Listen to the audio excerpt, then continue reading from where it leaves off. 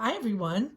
I'm going to read a story today called Rhoda's Rock Hunt, and it's by Molly Beth Griffin, and the illustrations or the drawings are by Jennifer A. Bell.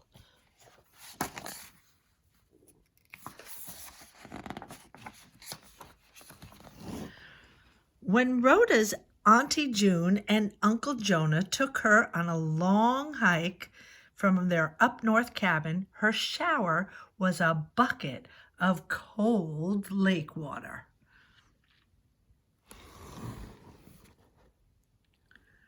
Her dinner was salami and cheese, and her bed was a skinny little pad and a ratty sleeping bag.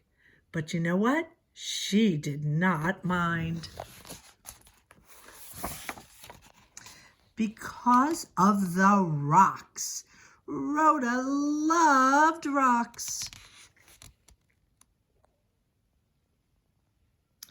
Smooth rocks and bumpy rocks and sparkly rocks and stripy rocks and rocks shaped like hearts and hats and horns.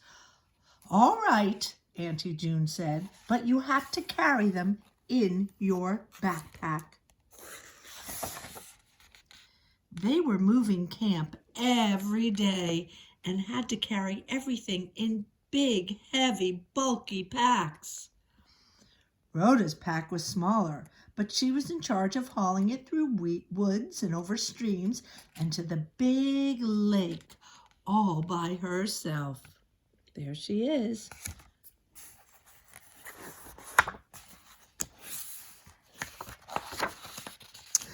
One day, they hiked through a beautiful birch forest with rustling leaves and bird songs overhead. Rhoda found jagged rocks and bumpy rocks in that forest, and with one tiny sparkly bit that glinted in the dappled sunlight. Ooh! Into her pack they all went. Oof! And Rhoda trudged on, wiping sweat off her forehead. Looks like someone needs a bucket shower, Uncle Jonah joked. Rhoda was not laughing. The next day they crossed a rushing stream and whispering water all around and dragonflies whizzing past. Rhoda found lots of smooth round rocks in that stream and one with a curve that fit into her palm just right. Ooh! Into her pack they all went. Oh, and Rhoda waited on, slumping under the weight, her tummy grumbling.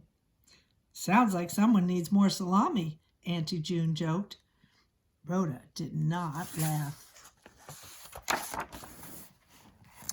That night, Rhoda could hardly sleep.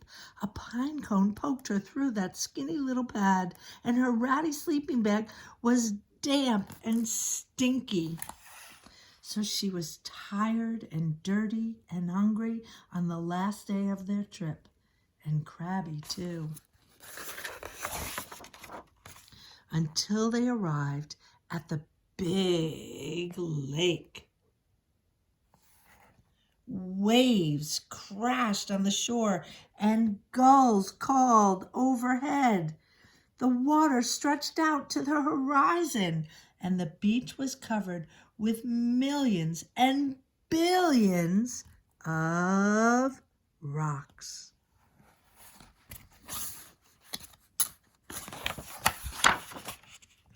Rhoda ran her hands over all those sun-warmed rocks. They were treasures. She found red ones and blue ones and striped ones and tiny banded ones that glowed the color of sunsets. Oh, into her pack they all went.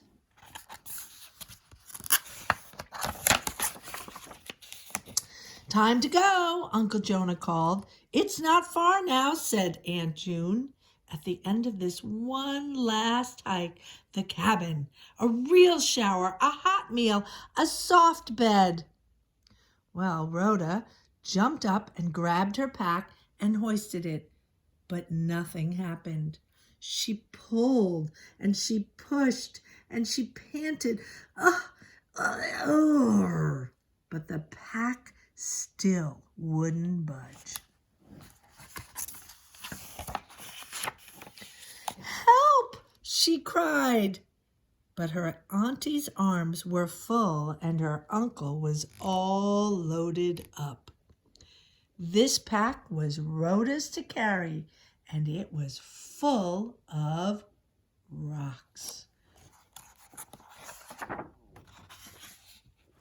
She couldn't leave her treasures. She tried loading up her pockets, but the weight made her shorts sag, and she couldn't hike like that.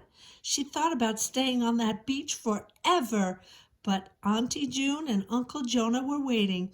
Besides, Rhoda really needed a shower and dinner and bed.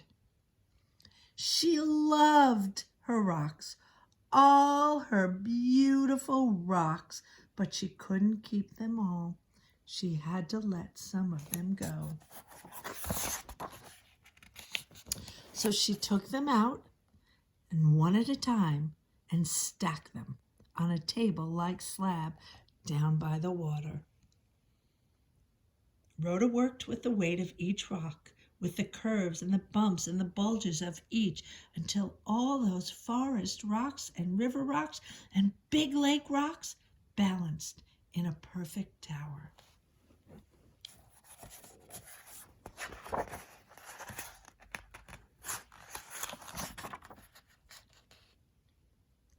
Well, almost all.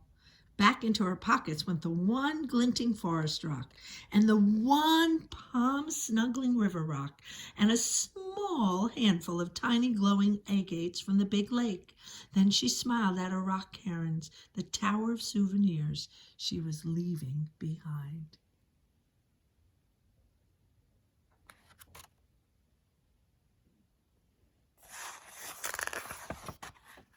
Finally, she slung her pack onto her back and followed Auntie June and Uncle Jonah all the way to their cozy cabin, where a hot shower and a delicious dinner and a soft, soft bed was waiting for her, just for Rhoda.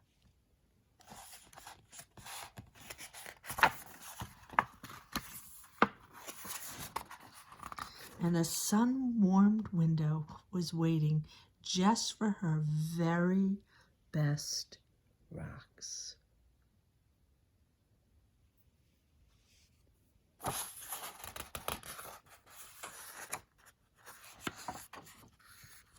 The end. I hope you enjoyed this story, and you too will go out and find your own rock collection, and then you can create towers and sort them and paint them and have a really fun time exploring rocks in your neighborhood. Have a great day.